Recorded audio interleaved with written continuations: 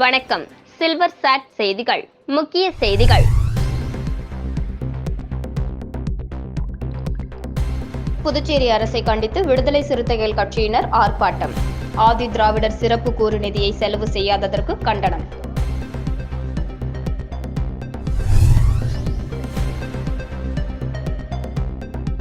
திருக்குறளை தேசிய நூலாக அறிவிக்க வேண்டும்.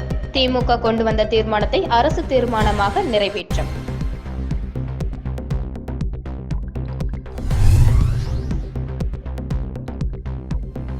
புதுச்சேரி மாநிலத்தில் இருந்து வரும் கோப்புகள் அனைத்தையும் விரைந்து முடிக்க வேண்டும் என பிரதமர் மோடி உள்துறை அமைச்சகத்திற்கு வாய்மொழி உத்தரவிட்டுள்ளார். இனி விரிவான செய்திகள்.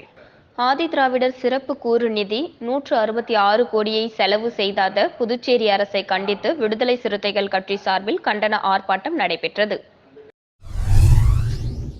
SC ST மக்களின் வாழ்வியல் மேம்பாட்டிற்காக புதுச்சேரி ஆதி திராவிடர் சிறப்பு கூறு திட்ட நிதி 2022-2023 நிதிநிலை அறிக்கையில் ஒதுக்கீடு செய்யப்பட்ட 413 கோடியில் ரூபாய் 166 கோடி செலவு செய்யாமல் SC ST மக்களுக்கான நலத்திட்டங்களான கல்வீடு கட்டும் மானியம், மாணவர்களுக்கு கல்வி உதவித்தொகை, சென்டாக்கில் இடம் கிடைக்காமல் தனியார் கல்லூரியில் சேர்ந்து படிக்கும் மாணவர்களுக்கான கல்வி உதவித்தொகை, பாலூட்டும் தாய்மார்களுக்கு நிதி உதவி, தொடர் நோயால் பாதிக்கப்பட்டவர்களுக்கு நிதி உதவி, ஏழை பெண்களுக்கான திருமண நிதி உட்பட பல்வேறு நலத்திட்டங்களை நடைமுறைப்படுத்த நிதி இல்லை என கூறிவிட்டு ஆதி திராவிடர் சிறப்பு கூறு திட்ட நிதியை ரூபாய் 166 கோடியை செலவு செய்யாத முதல்வர் ரங்கசாமி தலைமையிலான அரசை கண்டித்தும் ஆதி திராவிடர் நலத்துறை அமைச்சர் சந்திர பிரியங்காவை கண்டித்தும் புதுச்சேரி விடுதலை சிறுத்தைகள் கட்சி சார்பில் முதன்மை செயலாளர் தேவபொழிலன் தலைமையில் கண்டன ஆர்ப்பாட்டம் நடைபெற்றது.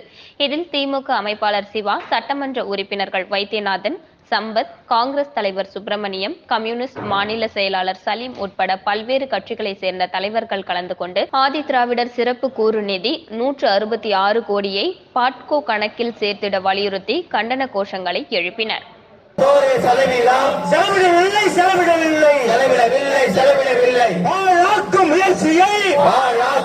அப்ப இந்த உத்தரவை இன்றைக்கு இருக்கிற அரசாங்கம் இந்த திட்டத்தை முழுமையாக நடைமுறைப்படுத்தாமல் இன்றைக்கு தாந்தோண்டித்தனமாக கல்லூரி நிறுவனங்களும் பள்ளிக்கூடங்களும் அவங்க விருப்பம் போல பெற்றோர்கிட்ட பணத்தை கட்டி வசூல் பண்றாங்க. அப்ப இந்த அரசாணை எதுக்கு, இந்த திட்டம் எதுக்கு, யாரை ஏமாற்றுவதற்கு இந்த திட்டம் சொல்லுங்க பார்க்கலாம். இந்த திட்டம் திருக்குறளை தேசிய நூலாக அறிவிக்க வேண்டும் என திமுக கொண்டு வந்த தனிநபர் தீர்மானம் அரசு தீர்மானம் நிறைவேற்றப்பட்டது. திருக்குறளை தேசிய நூலாக அறிவிக்க கோரி திமுக சட்டமன்ற உறுப்பினர் அனிபால் கென்னடி தனிநபர் தீர்மானத்தை பேரவையில் கொண்டு வந்தார்.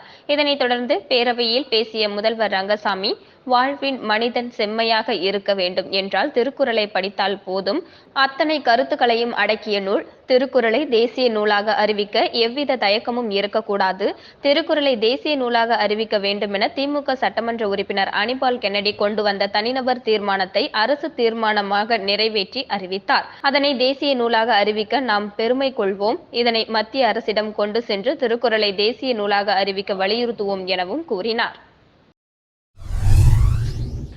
புதுச்சேரி மாநிலத்தில் இருந்து வரும் கோப்புகள் அனைத்தையும் விரைந்து முடிக்க வேண்டும் என பிரதமர் மோடி உள்துறை அமைச்சகத்திற்கு வாய்மொழி உத்தரவிட்டுள்ளார்.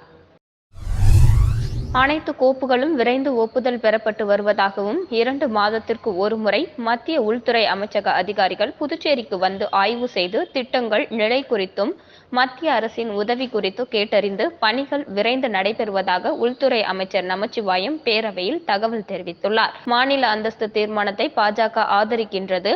அனைத்து உறுப்பினர்களின் ஒத்த கருத்துக்களை மத்திய அரசிடம் கொண்டு சென்று மாநில அந்தஸ்தை வலியுறுத்தி கேட்போம் என நமச்சிவாயம் பேசியுள்ளார்.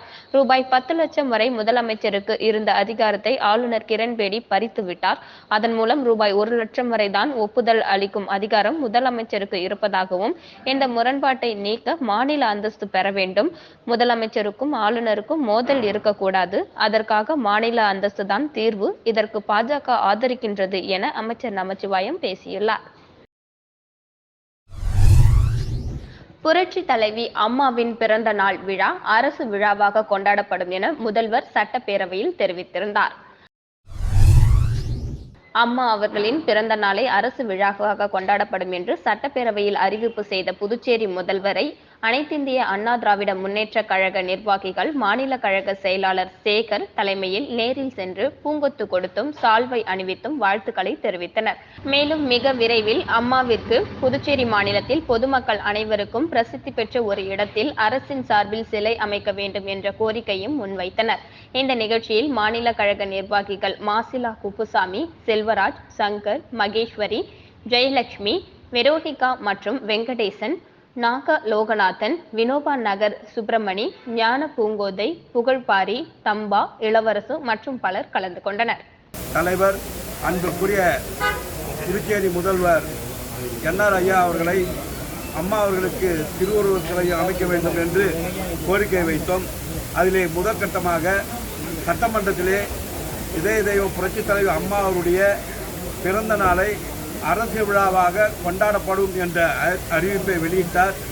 அந்த அறிவிப்பானது புதுச்சேரி மாநிலத்தில் இருக்கக்கூடிய அனைத்து இந்திய அண்ணா திராவிட முன்னேற்ற கழகத்தினுடைய தொண்டர்கள் அனைவருக்கும் மனமகிழ்ச்சியை புதுச்சேரி மாநிலத்தினுடைய முதலமைச்சரை கழக சகோதரர்கள் சகோதரிகள் வந்து அவர்களுக்கு நன்றி பாராட்டி வாழ்த்து தெரிவித்து மீண்டும் புதுச்சேரி மாநிலத்திலே அம்மாவுக்கு திருவுருவச் சிலையை அமைக்க வேண்டும் என்ற ஒரு கோரிக்கையை வைத்திருக்கின்றோம்.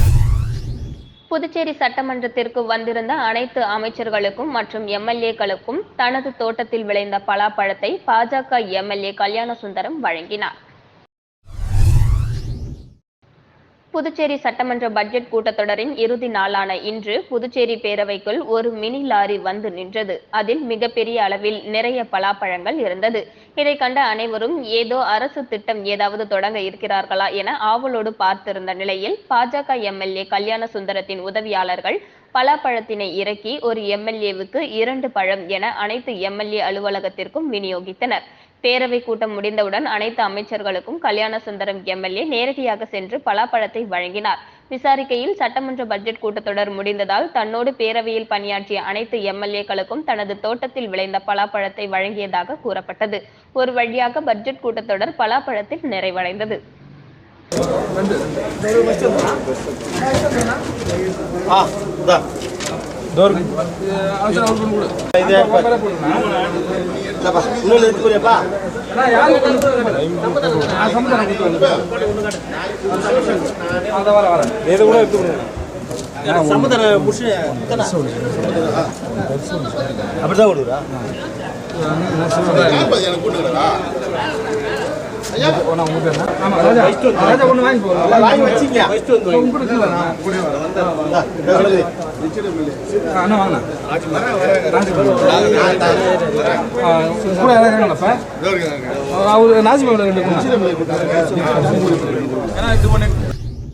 பெத்தி செமினார் மேல்நிலைப் பள்ளியில் அறிவியல் கண்காட்சி நடைபெற்றது.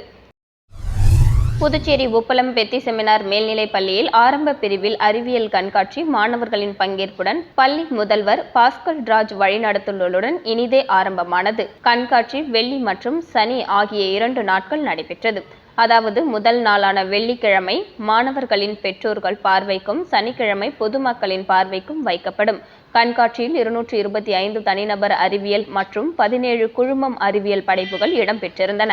சிறப்பு விருந்தினராக உதயகுமார் IAS மற்றும் தூத்துக்குடி மறை மாவட்ட பேராயர் யுவான் அம்ரோஸ் ஆகியோர் கலந்து கொண்டனர்.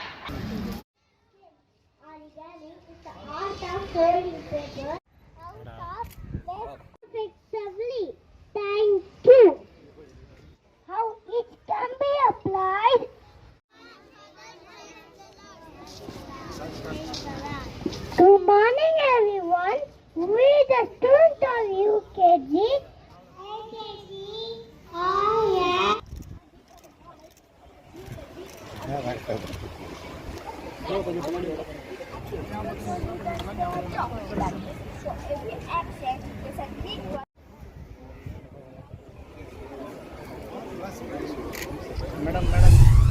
முத்திரையர்பாளையம் கோவிந்தப்பேட்டையில் அமைந்துள்ள ஸ்ரீ கோவிந்தராஜ பெருமாள் திருக்கோவிலில் ஸ்ரீராம நவமியை முன்னிட்டு ஸ்ரீராமருக்கு சிறப்பு திருமஞ்சனம் நடைபெற்றது. இதில் திரளான பக்தர்கள் கலந்து கொண்டனர். புதுச்சேரி மாநிலம் முத்திரையர்பாளையம் கோவிந்தப்பேட்டையில் அமைந்துள்ள ஸ்ரீ கோவிந்தராஜா பெருமாள் திருக்கோவிலில் ஸ்ரீராம நவமியை முன்னிட்டு ஸ்ரீராமருக்கு சிறப்பு திருமஞ்சனம் நடைபெற்றது. ராம நவமியை முன்னிட்டு ராமர், சீதை, லக்ஷ்மணன் மற்றும் அனுமன் ஆகியோருக்கு மலர்களால் அலங்காரம் செய்யப்பட்டு சிறப்பு பூஜை நடத்தப்பட்டது.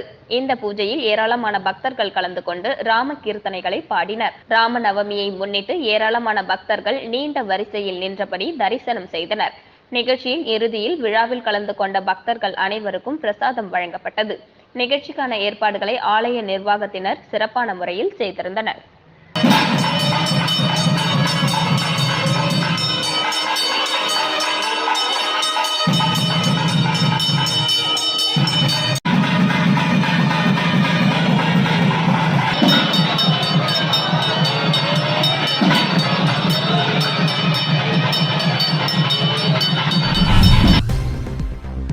மீண்டும் முக்கிய செய்திகள்.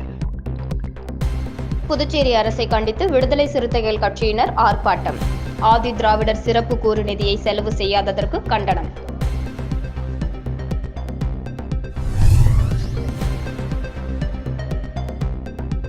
திருக்குறளை தேசிய நூலாக அறிவிக்க வேண்டும். திமுக கொண்டு வந்த தீர்மானத்தை அரசு தீர்மானமாக நிறைவேற்றும்.